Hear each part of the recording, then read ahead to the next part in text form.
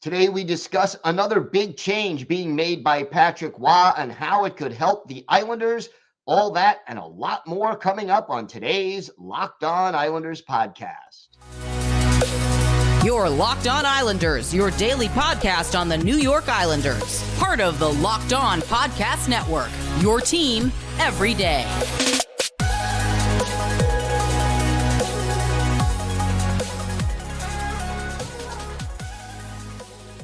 And welcome, everybody, to the Thursday edition of the Locked On Islanders podcast, part of the Locked On Podcast Network, your team every day.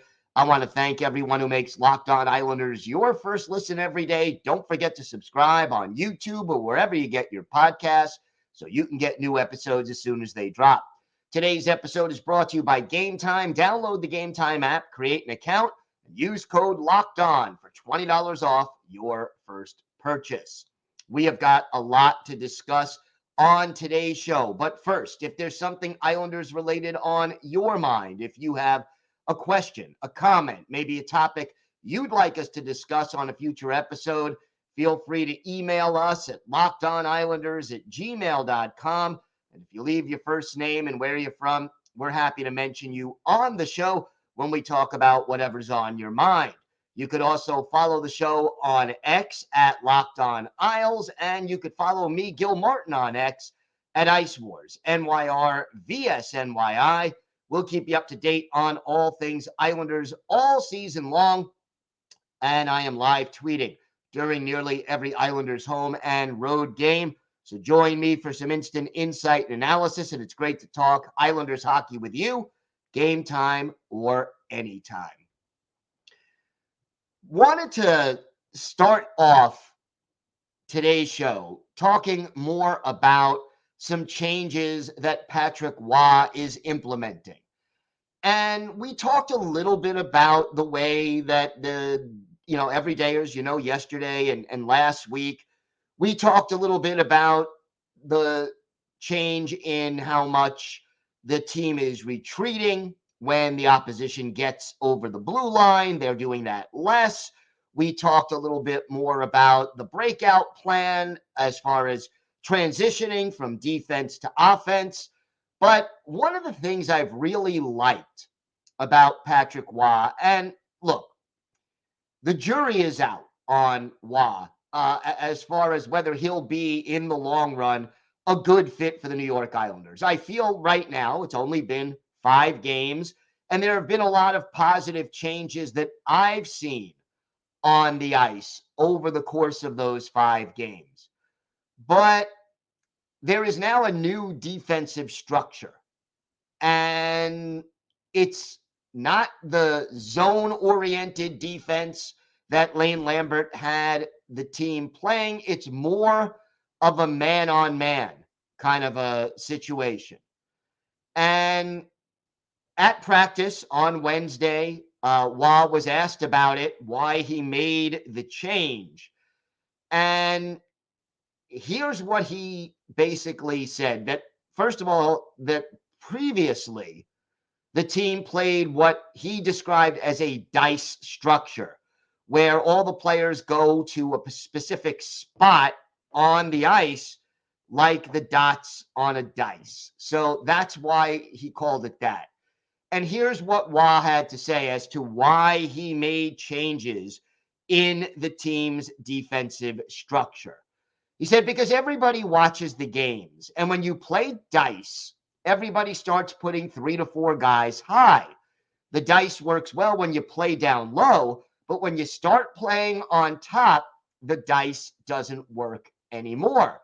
We want to protect our house, that being house being in front of his own goal.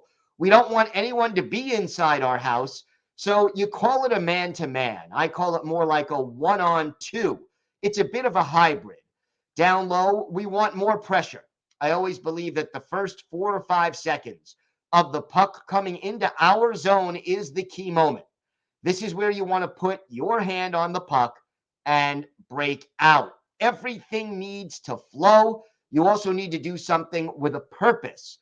So the purpose of the neutral zone is to make sure we gap up well for them to get the puck deep, and then we could break out. If we can break out, then we have our structure playing in the defensive zone. So again, here is why, and one thing I really like, he takes the time to explain to the media. And let's face it, when you're explaining things to the media, you're really explaining things to the fans, because the media is the eyes and ears of the fan. And, it's interesting because the players seem to like what Wah is doing. Alexander Romanov, a guy known primarily as a defensive defenseman. Here's what he had to say to the Hockey News about the change. We play 1 against 2. You should pay attention to the puck, and at the same time, you should play your man. In my opinion, it's better than the zone because we can get out of the zone faster. The center man, or the guy manning the center at the time, should be deeper and help our defense get out of the zone. It's like a triangle for more support. Matt Martin adds, you still have your eye on the puck and you are still ready to help your teammates. Guys are going to fall or make mistakes or get beat from time to time. We still have a layer of support. Guys need to be aware of those situations, but we're not as laid back, I guess. Not as laid back, not as passive, not as willing to watch the other team do whatever it is they're doing and to protect your own goal. And then at the same time, set up the exit from the zone and transition from defense to offense. And why? Let's face it. If you're having an extra guy down low to protect the area where most high danger scoring chances take place, which I guess, again, is if you draw a little triangle between the 2 face-off circles in the defensive zone and the crease. If you have an extra guy whose primary emphasis is making sure that the opponent is not there alone, you're going to cut down on the high danger scoring chances that the other team has. And that is critical. And I think we see how it's affecting so far the goaltenders. Because, yeah, there have been a few games, including, Monday's game against the Maple Leafs, where, yeah, you're still giving up more shots on goal than you would like. But at the same time, fewer high danger shots. And we saw Ilya Sorokin play more like the Ilya Sorokin we saw a year ago and 2 years ago when we had this different system in place in front of him, because he's not facing as many high danger shots. And even if he does face one, a lot more one and done rather than shot, save, rebound, save, turnover, another shot, high danger. Those situations that we saw far too frequently in the first half of this season under Lane Lambert, I think are getting cleaned up to an extent under Patrick Roy. And again, it's not going to be automatic overnight. It takes time for the team to adjust and make this new system second nature. But I think this system is better suited to the players that the team has right now. And Patrick Roy elaborated a little bit more about how he wants the team to play. Here's what Roy said. I don't want us to be a defensive team. I want our fans, when they come and see us play, they want to see a team that's playing well defensively. And I want our fans to look at our team and say, wow, they're moving the puck. They're fun to watch. I want our fans to enjoy watching. When was the last time you heard a coach say that? Let's start with that. I want our fans to enjoy watching our team play. Great to hear great to hear that you don't want to just be a defensive kind of a team and that you want to control things in your own zone and take away those high danger chances that have really hurt the Islanders over the first half plus of this season. So hoping Patrick Roy is successful at implementing this system and making it work for this team, fingers crossed, as we head into the last 32 games of the regular season. We have got a lot more to get to. We have an injury update on Casey Cizikas, plus a little concern about scoring depth on this team. We'll also preview tonight's game against the Tampa Bay Lightning. And for our Islanders' birthday of the day, a defenseman who just retired recently and is now a fixture on the Islanders broadcast team. That's an easy one. Let's see if you can guess who it is. All that and a lot more coming up on today's Locked On Islanders podcast. Today's episode is brought to you by Indeed. We're driven by a search for better, but when it comes to hiring, the best way to search for a candidate isn't to search at all. Don't search, match with Indeed.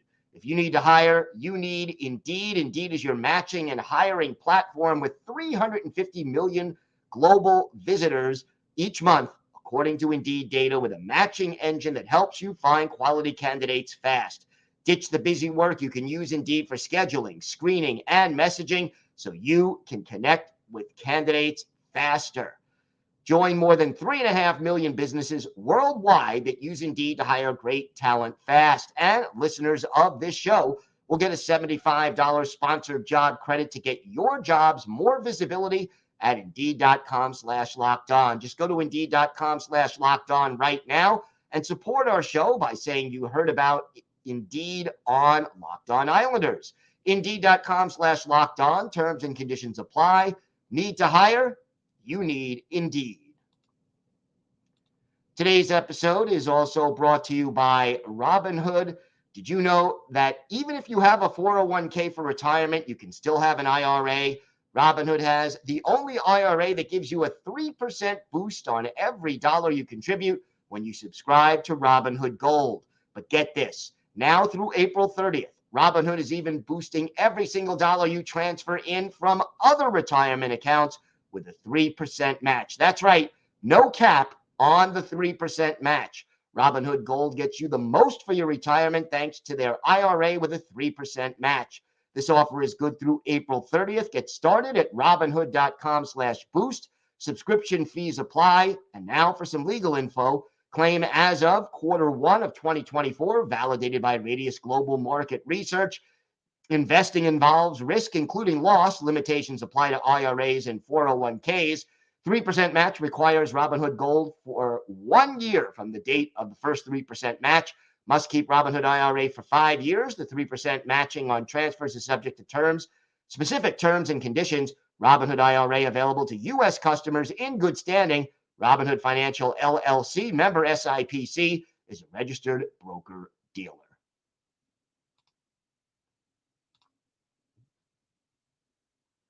Locked On has launched the first ever national sports 24 streaming channel on YouTube. Now you can also find it on Amazon Fire TV. Locked On Sports Today is here for you 24/7, covering the top sports stories of the day with the local experts of Locked On, plus our national shows covering every league. Find the Locked On Sports Today channel now on Amazon Fire TV. So some good news for the New York Islanders concerning one Casey Cizikas. Cizikas on Wednesday was a full participant at practice. He had a non-contact jersey Sunday and Monday during skates, but full participation for the first time since his lower body injury. Now, Zeke has missed 10 games since that January 9th contest against Vancouver when he was injured. And Cizikas, according to Patrick Roy, will be a game-time decision tonight against Tampa Bay. Now, remember, tonight's game, 8 o'clock Eastern time start. And of course, you can hear every minute of this game with the Islanders' hometown radio broadcast on Sirius XM. Just go to the SXM app and do a search for Islanders. Wah said this about Cizikas. We'll see after warmups, but I think he looked good today. It'll be a game time decision in his case. Now, another injury update. Hudson Fasching did not practice on Wednesday. He is now day-to-day with a lower body injury that he suffered back on January 25th in Montreal. So he has now missed 2 games. Doesn't look like he is likely to be back for tonight's game against the Lightning. So looking like Casey Cizikas is close. Hudson Fasching still a little bit further away. Wanted to talk a little bit about the Islanders' scoring depth.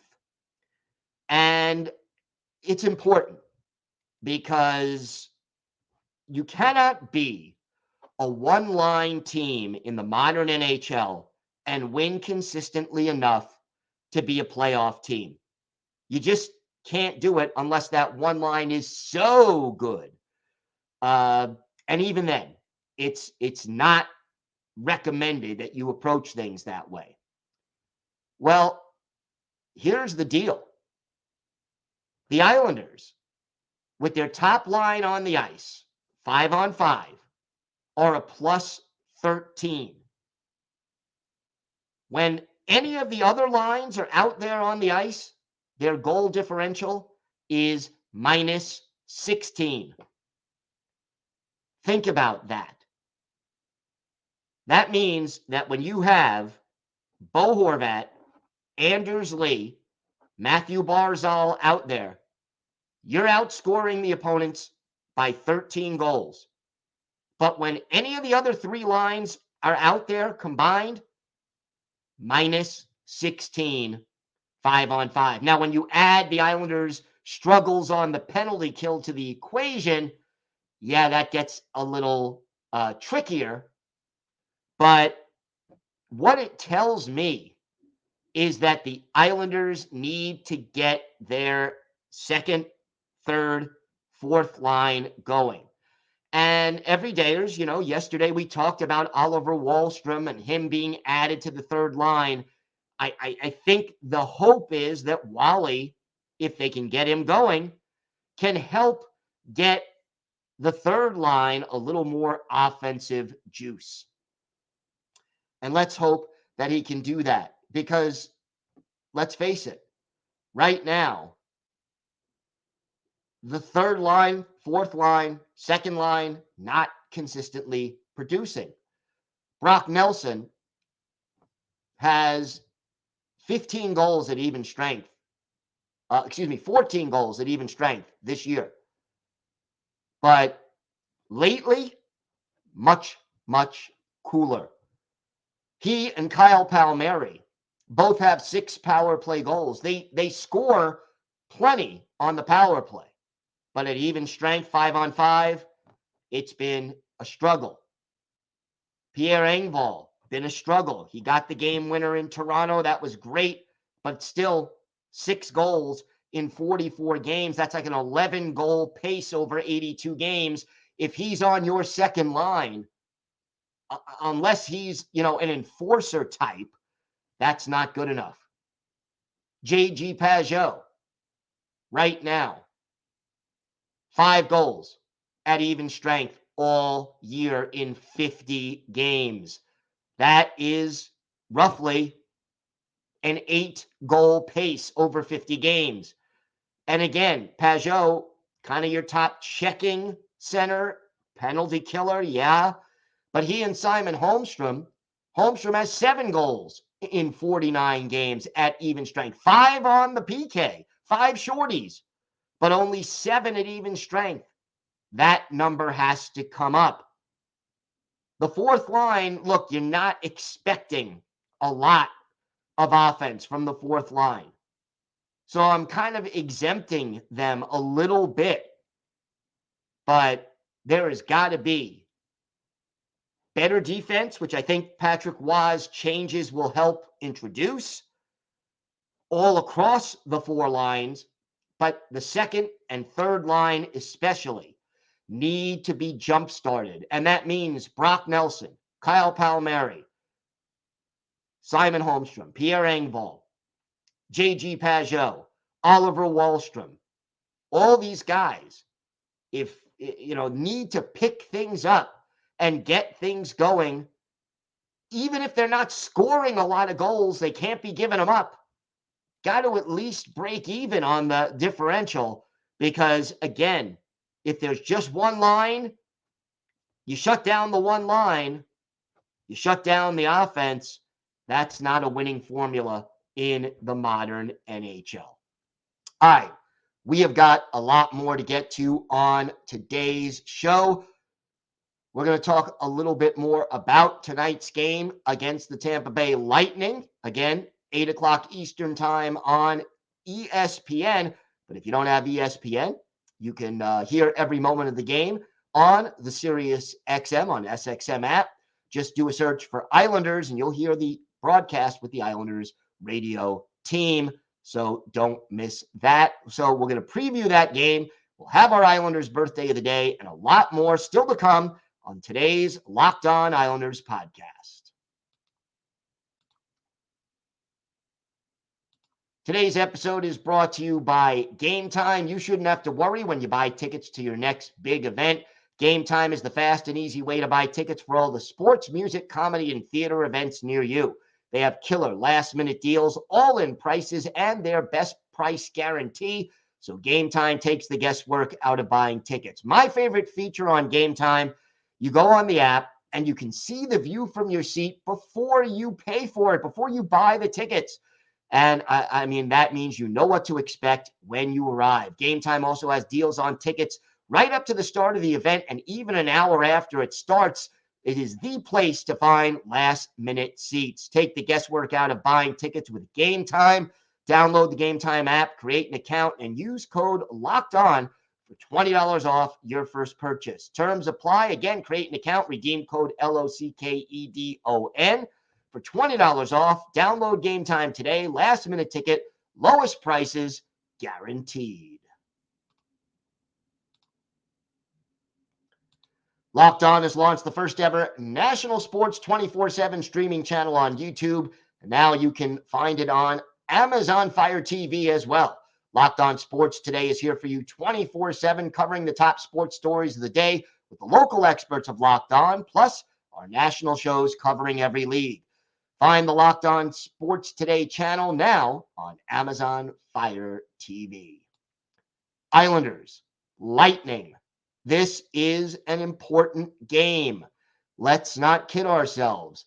The Lightning right now are one of those teams that the Islanders could be battling, like Toronto, for a playoff spot if it's a wild card in the Eastern Conference. And, good news, Islanders last played on Monday. The Lightning played the Rangers last night. So, again, a back-to-back situation. Here's the deal with the Lightning. They are going to test Patrick Waugh's defensive system. They are 4th in the league in goals scored, but 23rd in the league in goals against, which is surprising for a team with Andrei Vasilevskiy. And kind of like Ilya Sorokin, Vasilevsky's numbers are not up to par. He has a .285 goals against and an .899 save percentage and just one shutout this year. Now, Vasilevskiy played against the Rangers last night. So we're expecting Jonas Johansson to be the goalie, and he's played, numbers-wise, not even as well as Vasilevskiy. While he is 10-6-5 on the year, goals against 3.34, save percentage 894. Special teams are critical. The Islanders' penalty kill will be tested because the Lightning have the top-ranked power play in the league, scoring at a 29.9% success rate. The PK is 13th, just a little above average. They kill off 81.1%. The guys that you have to worry about, a lot of familiar names, but right now, Nikita Kucherov, 32 goals in 49 games entering last night's game against the Rangers. He has 85 points in 49 games. That is an unbelievable mark. Then you have Braden Point with 25 goals and 54 points, and the ever-present Steven Stamkos with 21 goals and 47 points. Don't forget Victor Hedman, 50 points in 48 games, 9 goals.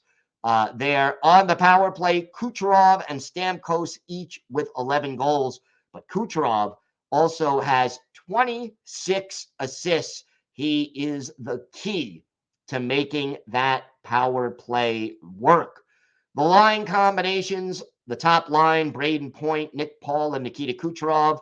Anthony Cirelli, Steven Stamkos, and Brandon Hagel are the second line. Tyler Mott, Michael Eismont, and Connor Sheary are the third line. And the fourth line, Luke Glendening, Alex Barré-Boulet, and Mitchell Chaffee.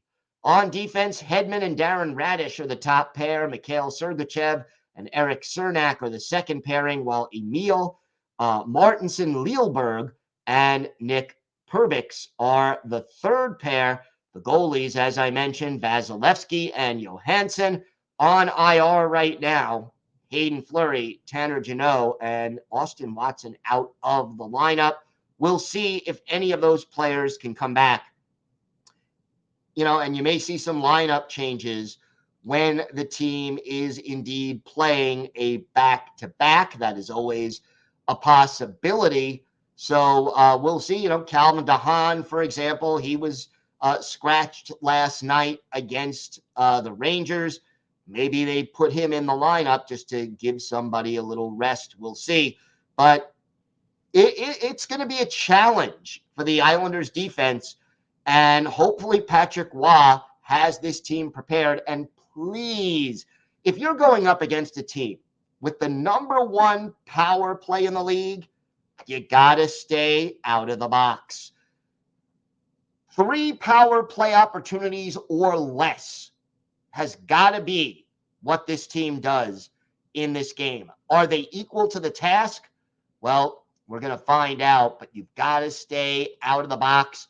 And you've got to play the defensive system without making too many major mistakes. All right, looking forward to that game.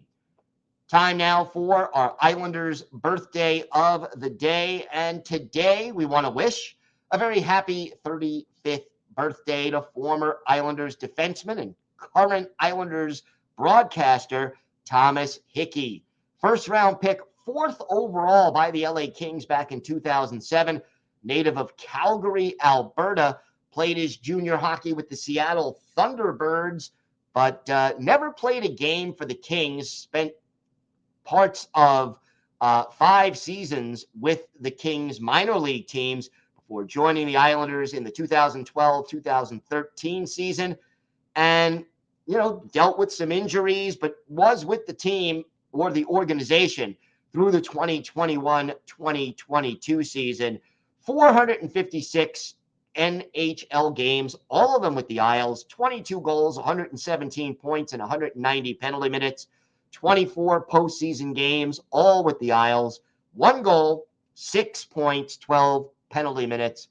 But to me, when I think of the goals that Thomas Hickey scored, I always go back to Game 3 of the 2016 first-round playoff series against the Florida Panthers. April 17th, 2016, this game at the Barclays Center in Brooklyn.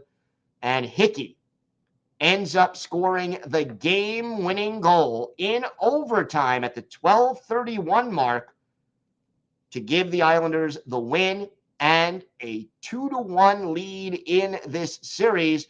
Brock Nelson and Josh Bailey getting the assist. Hickey beating Roberto Luongo for the game-winning goal. Tomas Greiss, 36 saves for the Islanders in the win. Hickey, again, the goal on 4 shots. He was on ice for 25 minutes and 17 seconds. And yeah, it was the game winner at even strength. Love what Hickey does in the broadcast booth. And that was a magic moment. And in that series, the Islanders won their first playoff series in 23 years. So happy birthday to Thomas Hickey. And looking forward to seeing him on the broadcast. Well, he won't be on the broadcast tonight because it's on ESPN, but looking forward to seeing him on Saturday when the Islanders return to MSG Network. I want to thank everybody who makes Locked On Islanders your first listen every day, everydayers. Tomorrow on the show, we will have our key takeaways from the game against the Tampa Bay Lightning, and we will have a full preview of Saturday afternoon's game against the Calgary Flames. And yeah, we're going to go live Saturday afternoon at 4 o'clock Eastern time. So that'll be somewhere between, probably 15 and to 20 minutes after the game. We will have a live chat while I talk a little bit about the game, and I'll read your comments, and we'll talk a little bit about the Islanders Flames game. So hopefully everybody can join us for that. The response was overwhelmingly positive, and I'm looking forward to this special event. Until then, stay safe, everybody. Have a great day. And of course, let's go Islanders.